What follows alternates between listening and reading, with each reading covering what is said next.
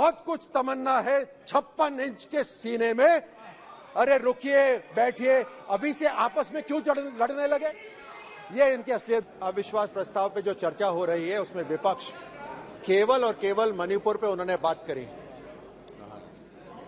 इससे एक बात तो स्पष्ट होती है कि इनके 10 साल और हमारे 9 वर्ष, इनके 10 साल के अंदर घोटालों की लाइन लग गई थी, लेकिन इन्होंने सरकार के एक भी मंत्रालय के खिलाफ एक शब्द नहीं यहाँ कहा है, सिर्फ मणिपुर की बात करी है।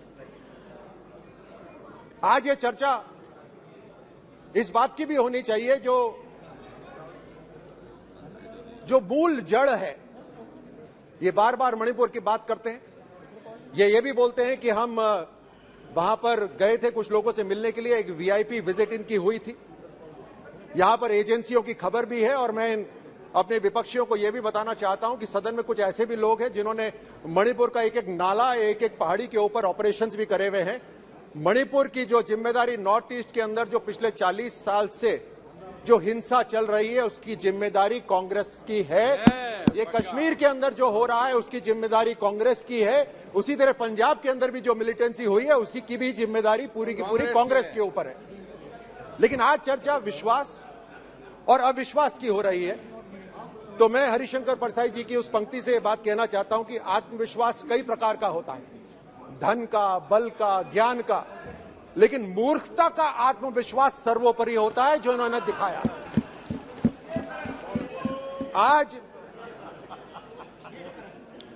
आज इसी मूर्खता का अविश्वास इन्होंने दिखाया है मोदी सरकार के खिलाफ अविश्वास प्रस्ताव लाकर। मूर्खता इसलिए भी क्योंकि इन्होंने अविश्वास और अविश्वसनीय में ये अंतर भी नहीं जानते। इनके 60 वर्ष के अंदर जो ये नहीं कर पाए देश के लिए, प्रधानमंत्री मोदी जी ने पिछले 9 वर्ष में उससे कई गुना विकास करके दिखाया है। मैं सीधे, क्योंकि समय कम है, मैं सीधे आता हूं जो ये बार बार बात करते हैं देश को तोड़ने की, जोड़ने की। इन्होंने एक यात्रा भी निकाली, भारत जोड़ो यात्रा करके। मैं 2008 में बीजिंग ओलंपिक्स के अंदर वहां पर था और हमें खबर लगी कि साहब सोनिया गांधी जी, राहुल गांधी जी आपसे मिलने आ रहे हैं। ये हमसे मिलने वहां पर नहीं आए थे और ना ही कोई मुलाकात हुई, क्योंकि इनकी थालियां तो कम्युनिस्ट पार्टी ऑफ चाइना ने बिछा रखी थी। इनकी मुलाकात कम्युनिस्ट पार्टी ऑफ चाइना से हुई। ये रिमोट कंट्रोल से सरकार चलाते थे। अगर कोई सैनिक ये कार्रवाई करे तो उसके खिलाफ गद्दारी का मुकदमा चलता है। ये उस समय सरकार चला रहे थे। They should be tried for treason. गद्दारी के ऊपर इनके ऊपर मुकदमा होना चाहिए, क्योंकि ये चाइना के साथ इनके साथ हो रहा था। 2018 के अंदर 2018 में यही अविश्वास प्रस्ताव आया था। उस अविश्वास प्रस्ताव के अंदर जैसे इस बार राहुल गांधी ने चिल्ला चिल्लाकर यहां पर बात रखी, उसी तरह उस समय भी इन्होंने जोर जोर से कहा कि हिंदुस्तान पहली बार इतिहास के अंदर असुरक्षित है। ये बात बार बार कही कि हिंदुस्तान पहली बार इतिहास में असुरक्षित है। हिंदुस्तान के लिए तो वो लागू नहीं हुआ, लेकिन राजस्थान के लिए वो जरूर लागू हो गया। राजस्थान आज इतिहास में पहली बार असुरक्षित है, अपराधों में नंबर 1 है, भ्रष्टाचार में आज नंबर 1 है। यहां पर खड़े होकर बड़े इमोशनल तरीके से राहुल गांधी बोल रहे थे, मैं जा रहा था, मेरी जुबान भी नहीं खुल रही थी, वो महिला आई, उसने ऐसे पूरी रात अपने बच्चे के साथ बिताई। राजस्थान को भूल गए बिल्कुल। वहां से तो यात्रा भी निकाली थी। 14 साल की वो मासूम बच्ची जिसने इस दुनिया को भी नहीं देखा था, उसके साथ सामूहिक दुष्कर्म हुआ, जिंदा को काटा गया, उसको भट्टी में, कोयले की भट्टी में डाला गया। लेकिन इनकी तरफ से एक ट्वीट नहीं, एक कोई शब्द नहीं। ये शर्म आनी चाहिए इनको। डूंगर पर कम नहीं है, डूंगरपुर के अंदर एक 9वीं क्लास की शिक्षक के साथ 5 लोगों ने दुष्कर्म करा, लेकिन इनके जू भी नहीं रखती। करौली के अंदर एक 21 साल की लड़की, आप बात करते हैं अगर इमोशन, अगर आप किसी के पिता है तो इस बात को समझिए, 21 साल की लड़की को पहले अगवा करा गया।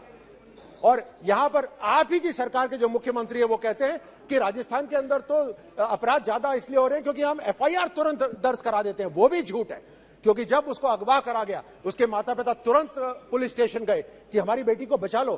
कोई एफआईआर नहीं हुई, उन्हें धक्के मार के बाहर निकाला गया। अगले दिन उसके साथ दुष्कर्म हुआ, उसको गोली मारी गई, और गोली से नहीं मरी तो उसके ऊपर एसिड फेंका गया, एसिड से नहीं मरी तो उसको कुएं में डाला गया।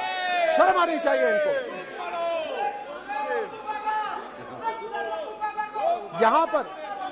इनकी यहां पर बात खत्म नहीं होती, यहां बात खत्म नहीं होती। इनके मुख्यमंत्री कहते हैं, इनकी पार्टी के ये इतनी जो संवेदनशीलता दिखा रहे हैं कि ढोंग रच रहे हैं, इनके मुख्यमंत्री कहते हैं ये जितने भी रेप विक्टिम्स हैं आधे तो झूठ हैं, ये इनके मुख्यमंत्री कहते हैं। वो बोलते हैं बाकी आधे जो हैं वो उनके रिश्तेदारों ने कराए, यानी पीड़िता के ऊपर एक और आरोप लगा दो झूठ बोलने का। यही नहीं, इनके मंत्री सदन के अंदर खड़े होकर ये बोलते हैं कि हां राजस्थान रेप्स में नंबर 1 है, और फिर मुड़के बोलते हैं क्योंकि राजस्थान मर्दों का प्रदेश है, और उसमें उनके विधायक ठहाके लगा के हंसते हैं। ये है कांग्रेस का असली चेहरा। ये 17 बलात्कार हर रोज राजस्थान के अंदर होते हैं, 7 हत्याएं हर रोज होती हैं। आप कहां मणिपुर की बात कर रहे हैं? आप ही के मंत्री ने वहां सदन में खड़े होकर यह बोला कि मणिपुर की तरफ नहीं, अपने गरेबान में झांकिए। उसका मंत्री पद छीन लिया गया, उसको वहां सदन में मारा गया। ये इनकी असलियत है कांग्रेस की। ये इनके, आपको असलियत बताता हूं कांग्रेस की असलियत, और ये आंकड़े हैं, ये मैं नहीं कह रहा। इनके विधायकों के बेटे, विधायकों के भतीजे, विधायकों के पीए, उनके ऊपर दुष्कर्म की एफआईआर हो रखी है। ये है असलियत इनकी, लेकिन उनके ऊपर कोई कार्रवाई नहीं हो रही। गर्भवती महिलाओं के ऊपर ये जो पैसे बनाते हैं, वो इससे ये अपनी जेब भराई कर रहे हैं। तुष्टीकरण का उदाहरण तो राजस्थान के अंदर इतना भद्दा हो रहा है, शायद ही किसी भी प्रदेश, भारत के किसी भी प्रदेश में हो रहा हो। ये 4 साल के अंदर 10 पुजारियों की हत्या हुई है। धार्मिक स्थल बचाने के लिए संतों ने अपना आत्मदाह करा है राजस्थान के अंदर। 300 साल पुराना शिव मंदिर तोड़ा जाता है, उसके ऊपर बुलडोजर चलता है। सालासर के अंदर दरबार का बुलडोजर चलता है, उसको तोड़ा जाता है। यह है इनका तुष्टीकरण। एक खास समुदाय के लिए इनकी सरकार वहां पर एक आदेश पारित करती है। सुनिए, एक आदेश पारित करती है इनकी राज्य सरकार कि एक खास समुदाय के लिए बिजली कटौती नहीं होगी क्योंकि उनका एक त्योहार है, हमें उनसे कोई परेशानी नहीं। लेकिन उसी समय वहां पर हिंदुओं का भी त्योहार था, रामनवमी मनाई जा रही थी, उस पे डीजेस के ऊपर बैन लगाए गए, पोस्टर्स के ऊपर बैन लगाए गए, धारा 144 लगाई गई। और यही नहीं, भजन कौन से बजेंगे उसकी अनुमति भी कांग्रेस देगी। ये असलियत है कांग्रेस की तुष्टीकरण की। उदयपुर के अंदर कन्हैया लाल की हत्या हुई, न जाने कितने कन्हैया मारे गए हैं, वो तो उनका वीडियो नहीं बना। ये है असलियत राजस्थान की, लेकिन इन्होंने कोई एक्शन नहीं लिया। इन्होंने माहौल ऐसा बना दिया है वहां पर, सभापति जी, ऐसा माहौल बना दिया है कि एक खास समुदाय के लोग पुलिस थाने के अंदर खड़े होकर वो खुलेआम हिंदुओं को धमकी देते हैं, लेकिन इनकी सरकार कुछ नहीं करती। पीएफआई बैंड है, यहां पर गृह मंत्री जी ने कल बताया पीएफआई पूरे राष्ट्र के अंदर बैंड है, लेकिन पीएफआई राजस्थान के अंदर पुलिस प्रोटेक्शन के साथ मार्च करती है। यह है असलियत इनके चेहरे। कहीं ना कहीं इन बाहर की कोई ना कोई एजेंसी, कोई ना कोई संगठन, बाहर की कोई ना कोई एजेंसी कहीं ना कहीं इनके साथ मिली हुई है। मैं तो वापस उसी पे जाता हूं, क्या एमओयू हुआ था उस समय चाइना के साथ, जो आज तक भारत को नहीं पता। कहीं ना कहीं इन्होंने भारत को तोड़ने के लिए सुपारी उठाई हुई है, भारत को ये तोड़ना चाहते हैं हर तरह से। राजस्थान के अंदर दलितों के ऊपर अत्याचार हो रहा है। पिछले 4 साल के अंदर 60% दलितों पर अत्याचार बढ़ा है। बीकानेर के अंदर दलित महिला के साथ दुष्कर्म होता है और उसकी हत्या कर दी जाती है। जालौर जिले के अंदर एक 9 साल के दलित लड़के को मार दिया जाता है क्योंकि वो पानी पीने गया था।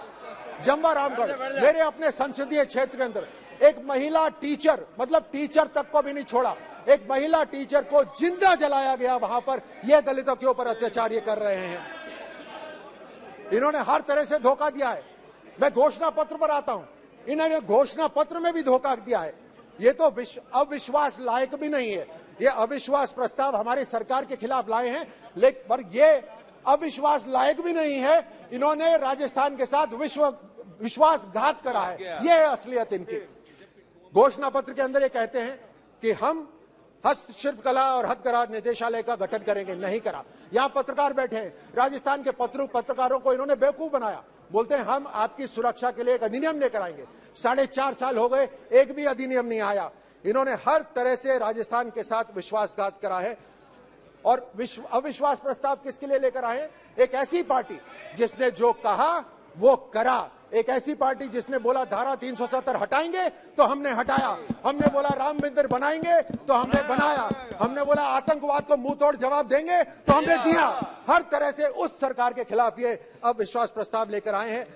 मैं इनसे आग्रह करता हूं अगली बार यह घोषणा पत्र दें तो उसमें एक स्टार लगाएं, वो स्टार लगा के बोले टर्म्स एंड कंडीशंस अप्लाई, क्योंकि ये झूठ बोलते हैं, झूठ बोलने वाले। मैं अभी खत्म करता हूं, अपनी बात खत्म करता हूं ये कहकर कि जब जीत न सके बाजी वे हाथ मलने लगे, जब जीत न सके बाजी वो हाथ मलने लगे।